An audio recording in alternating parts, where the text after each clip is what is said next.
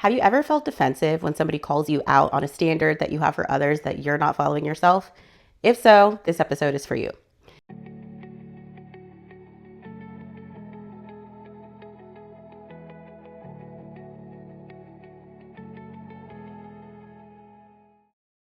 Welcome back to Bold Clarity, where we slow the noise, tell the truth, and make room for the people that we are becoming.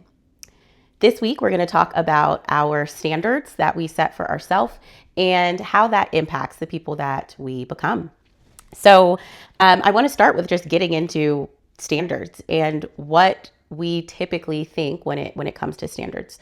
I think for a lot of us, the default is standards that we set for other people. And it's so much easier to come up with standards and observe if the people around you are meeting those standards than for you to actually take a look and think about, well, what standards am I setting for myself and am I actually adhering to them? And when you think about the conversation that we had around your habits and the truth that your actions tell, a lot of that is built on the foundation of your standards, right? Because what you decide your standards are, right, then correlate or should to what standards you're actually living. And a lot of times we have a gap between the standards that we set and the standards that we live. And so we're going to talk through what do we do when we have that gap? How do we close it and get back to aligning ourselves to the best version of us that we want to become? When we think about standards, standards are truly what we allow, and that can be different than what we claim. So we may say that our standard is that, I don't know, we treat people with kindness. That's a pretty vague one, right? And I know whether or not that's truly the standard if I can take a look at someone's habits, their actions, how they talk about themselves, how they treat others. I know that's really going to tell me, well, what really is the standard? And so you want to kind of ask yourself the question, what is it that I am repeatedly tolerating that maybe actually is something that is not a standard that aligns to who I want to be? It's so easy for these little things that are really contrary to who we want to be and who our standards are, how those little things kind of begin to add up and really paint a completely different picture of what we say our standards are. And standards should be set with a high level of intention, and you should be able to identify your standards that you have and call out exactly what that looks like. And again, we by nature do this pretty well when it comes to other people, but at the end of the day, it starts with you. What standards I set for myself really build the foundation for my habits. They build the foundation for my relationships. They build the foundation for my business, for my family. And when we don't slow down enough to really be intentional about those standards and be specific enough to know what exactly they look like, what can happen is we end up with this watered down version of a standard, right? If and when you let yourself off of the hook with whatever standard you've set for yourself, you then set the precedence in your mind that it is okay to not actually meet that standard. And then by nature, it's not a standard anymore. That process then bleeds into all these different areas of your life where there is a huge mismatch between what you're saying and what you're living. And we talked about aligning your actions to your words and, it being a sign of integrity, right? When you actually do what you say you're going to do. Well, the same thing goes with, are you actually living how you say that you want to live? These standards that you have at some point in time set for yourself, is there evidence that those are truly your standards? The lack of action, the lack of evidence that is in alignment to whatever standards that you have for yourself can ultimately just create a great deal of inconsistency. And yes, a part of this is definitely going to go back to the discipline that we talked about in episode 1 of this season. And part of it is also a standards problem, right? Because we are not actually holding ourselves to this standard that we say. It's an easy thing to say. It's an easy thing to call out. It is much harder to actually design your life by these standards. And so when you can be specific about what these standards are and why they actually matter to you, then you can make sure that everything that you're doing is stemming from these accurate and livable standards to, again, ensure that you're really on the path to becoming the person that you want to become. A lot of the discrepancy or the gap that lives between what we say we want, who we say we are, what we say we're going to do, and who we actually are, what we actually do. A lot of that gap lives in a lack of clarity in your standards and not actually internalizing them enough to truly use them to design your life. If I set a standard and I am repeatedly not hitting this standard, not living my life by this standard, then I'm never going to outgrow or move to the next level, because these standards that are required of me for that elevation are not being met. And I am just constantly telling myself the story that I can say one thing and I can do something different. And as long as I live in that world where that is the story that I'm telling myself, elevation is near impossible. So we want to slow down. We want to take the time to really think through our standards. And by the way, your standards absolutely may be influenced by people around you. And this is a deeply personal exercise or thought process for you to go through, because for you to internalize these standards at the level that you can look at lots of evidence and say this is truly a standard, that is a personal decision that you're going to make over and over and over again, even in moments where it's going to be difficult. And so if I set a standard that really isn't important to me, and maybe I'm setting it because somebody else told me to, then I am not setting myself up for success, especially in those moments where there may be an easier choice that's not aligned to the standard. So you cannot outgrow from what you are willing to accept. You have to make the decision and say, this is really what I'm going to accept. Here's exactly what that's going to look like. And this is my guiding light that I'm going to go back to. And if ever there's a mismatch, I'm going to actively work to correct that. When you do that, it's a lot more clear for you to level up and for you to become this person that you want to become.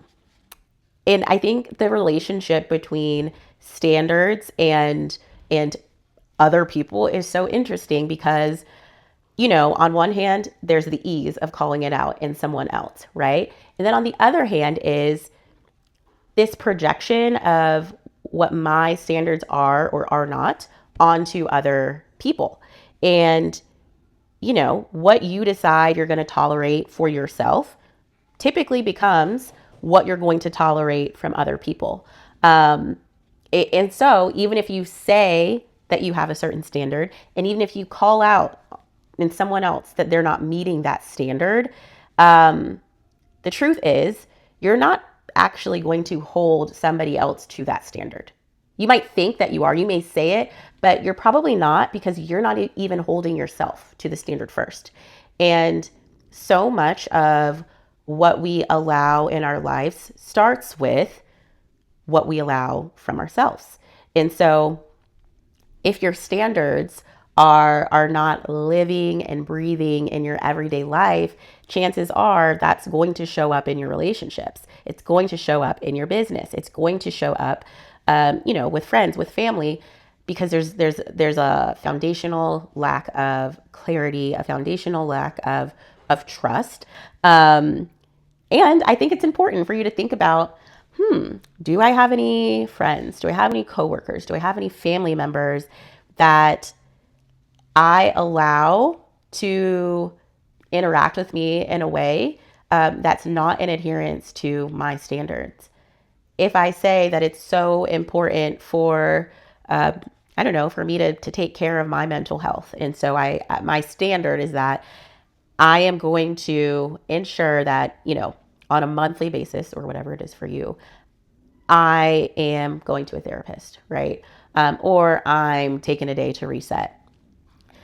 If I say that's so important to me, and yet if you look at the people around me, I'm I am spending energy and time with people who clearly are not taking care of their mental health, I don't really know if it's a true standard, right? Because if it's something that's important to me that I want to live my life by, then it should also be evidenced in the people around me. And not because we control the people around us, but because your relationships have such a big impact on who you are. And a lot of times, will reflect the values and the things that are most important to you. And so if I say that mental health is so important to me, and yet my circle is full of people who are not taking care of their mental health, that's a problem, right? And it's a reflection of that also not being a standard for myself. And if you think about mental health specifically, right? Somebody who doesn't take care of their mental health, being in close proximity to you, eventually is going to have an impact on you and impact your mental health. So how can I say that this is a standard of mine, and yet I allow the energy to come to me that isn't aligned to that standard, which ultimately allows the energy that I put out to not be aligned to that standard. And so you can learn a lot about what you truly tolerate and what truly is most important to you just by looking at the people that are around you. And when you make the choice to say that something is a standard for you, then you should also be prepared to hold yourself and what you allow around you to that same standard for it to actually be something that you're saying, this is my floor, this is my minimum, this is where I am requiring myself and others to be. Otherwise, it's just a suggestion. One of my previous mentors used to always say that an expectation without a consequence, I think that's how it went, it's just a suggestion. Because I can say all day, hey, I want you to do this, or I need you to do this. And yet, if somebody doesn't do it and there's nothing that happens after that, it really is just a suggestion, because or even thinking about myself, I can just continue to do it and I'm not going to feel any pain from it. And so the same thing is true of us when it comes to our standards, that I should be able to clearly call out not only what it looks like to live by those standards, but also what it looks like to not live by those standards, so that I can say, if and when I see that, I know that I need to remove myself from that situation, that conversation, that relationship, that professional environment, because that is me actually choosing the standard instead of just saying it and it ultimately just being a suggestion. So there is a really great book that we recently read as an ALC at our market center called Science of Scaling. And it's such a good book. It's also one of the books that when you read it, it's just like, oh, it just punches you right in the gut, because, it calls out so much of the behavior that we allow, and then shows you, hey, here's the impact of this. And so the whole, I guess, kind of premise behind the book of the Science of Scaling is for you to raise your floor.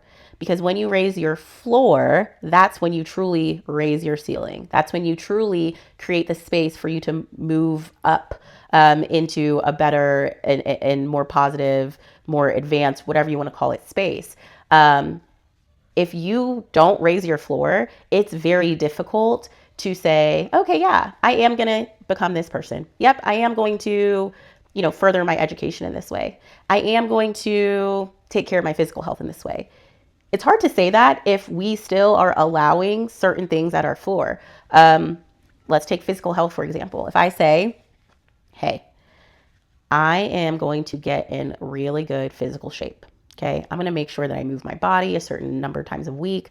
I'm going to make sure that, I'm drinking water, that I'm stretching. That's awesome.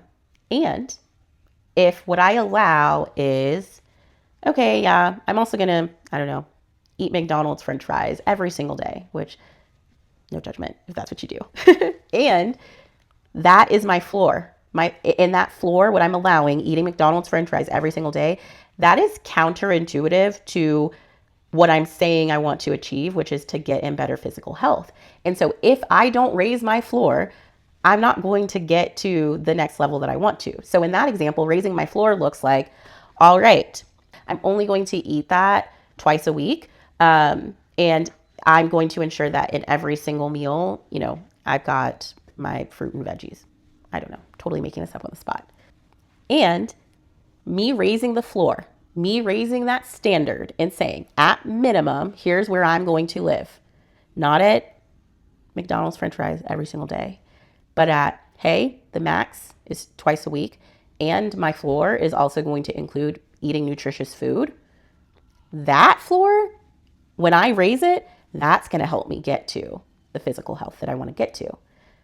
You cannot get to the next level. You cannot raise your ceiling if you do not start with raising your floor. Guess who raises your floor? You.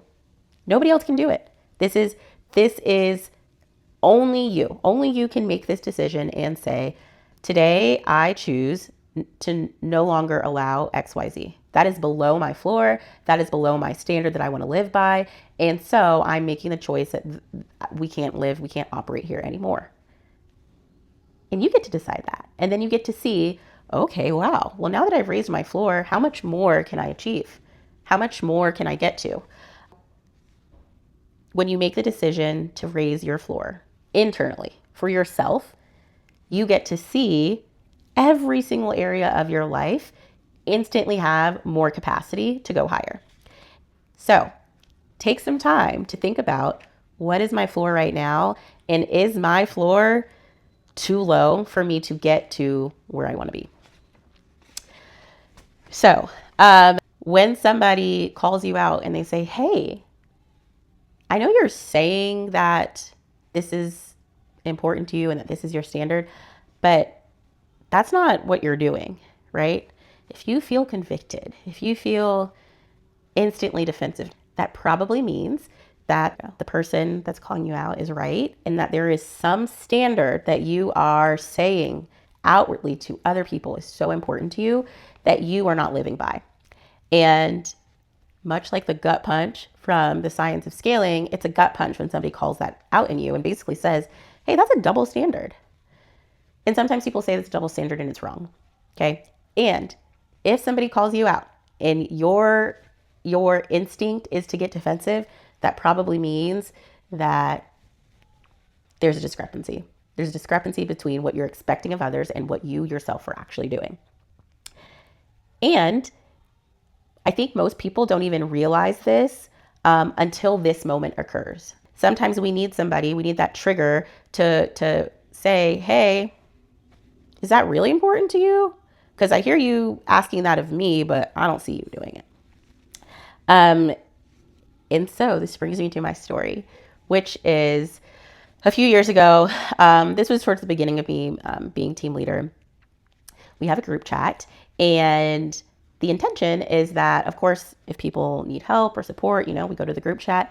And it's also where we post wins and encouragement.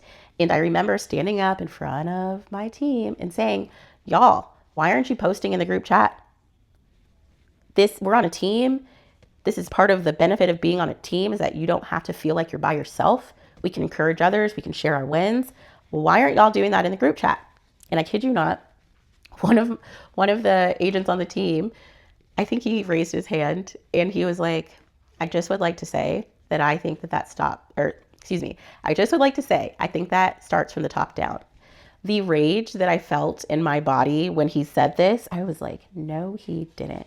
There is no way that you just sat up here and you're trying to tell me that starts from the top down. Okay. I later realized, that intense response was actually an indicator that I felt bothered by that, because I deep down knew it was true. And it was such an important lesson because, he specifically called it out as it starts from the top down. And how many things in our life do we expect of others, and we're not living by the truth that it starts from the top down? And in this example, it wasn't even just about the group chat, right? I realized, wow, I am not celebrating my agents on the team. I am not calling out their wins. I was like, dang, I am sitting here literally telling a room full of adults that they need to be shouting each other out and be more positive in our group chat. And I'm not doing that. I'm not modeling that. So how is this truly a standard that everyone is expected to communicate in the group chat and to celebrate one another? How is that actually a standard? And as team leader, I'm a part of the team. And in your life, you're a part of your life, right? So how can I call out to these people that I'm connected to, that I have relationships with, and say, you're not posting enough positivity when I'm not doing that myself? It's not a standard. It's an easy suggestion for me to make, for me to call out in other people, but there was not evidence, there was not proof that it was truly a standard of mine. Because if there was, when I got called out, I would have said, you're exactly right. It does start from the top down. And look how many times I've posted in this chat about somebody winning, but I couldn't do that. And that's how I knew, yikes, there's a discrepancy. Now, this is not an opportunity for you to sit and beat yourself up, right? And what can feel like an accusation is really just somebody calling out what is true. And when you look at it as an opportunity to make an adjustment, to realign and to grow, that's not to say that you won't have that initial reaction of the sting and the defensiveness. It is to say that that moment will be a lot shorter when you realize, oh, wow, somebody called this specific thing out and now I can work on this specific thing. And so in that way, it's really a gift. And I encourage everyone to think back to a time where somebody called you out for something that you're asking of other people, but not doing for yourself. And if you felt that same sting, that same defensiveness that I'm mentioning, I encourage you to slow down and take the time to figure out where are the gaps in what you're doing that are not demonstrating that this is truly a standard for you. That moment of somebody calling me out was them putting up a mirror and saying, here, look, y'all, that's so important. And number one, making sure that you have people or opportunities for you or for someone to put the mirror up, right? That is so important, because what we think we're doing and how much we think we're aligned, a lot of times can be very misguided and inaccurate. And when we get the mirror, which we know like, oh, this is actually what's happening, then you're allowed to figure out how to move forward. And so if that looks like integrating some more people into your life who will hold up that mirror, and who are not afraid to show you what's in there. If that looks like carving out time in your day simply for you to reflect about this alignment between your standards and what you're actually doing, you should do that. You should make sure that you have an opportunity for the mirror moment, because it's so powerful, and truly it is a gift to be able and say, oh, I see something in me that is an opportunity for growth, and my choice is that I'm going to grow from that. Just to kind of recap, the first thing is, what is a standard? What are your standards? Have you taken the time to figure out what your standards truly are? And make sure that the standards that you are labeling as standards are things that are so important to you that even on your worst day, you will not have a problem with choosing that as your standard. And then thinking about, how are my standards showing up in relationships? Am I setting standards for myself and other people that I myself am not adhering to? And what is that causing in that relationship or that environment? Then look at, well, where have I had these trigger moments where maybe someone's called me out and I have gone into this immediate defensiveness? That's probably a good place for me to start to grow. And then making sure that there are opportunities where a mirror is lifted up and put right in front of your face for you to see, okay, where are my standards not being lived out? My challenge to you is to name one specific area where you've been tolerating less than your standard. And I want to push you to really think about one that maybe is a little bit quieter. Maybe it's not the most obvious thing, but it might be one of the more impactful. And think about, is this the standard that you actually want to live by? What is this projecting into the areas of your life, business, family, all that stuff? And then come up with a plan. What am I going to do to address this? So post it in the comments. What's the area where you've been tolerating less than your standard? I want to hear from y'all. And remember, you decide your standards. And first, you decide them in your mind. And then second, you live them out in your actions. And we are striving for the decisions that we make in our mind to match what we are actually living. So if this was impactful for you, you learned something, it caused you to think about something in a different way, please like, follow, subscribe. Don't forget to put into the comments your area where you've been tolerating less than your standard. Until next time, be honest, stay intentional, and choose bold clarity.